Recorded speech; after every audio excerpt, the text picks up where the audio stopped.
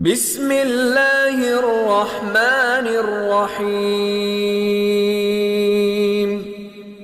ألهاكم التكاثر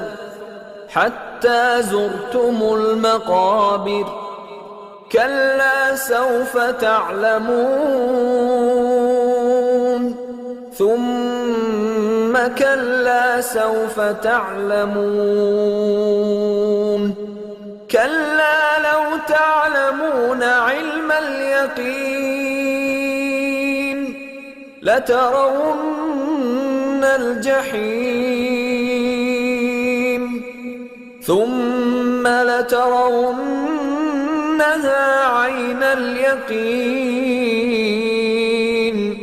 ثم لتسألن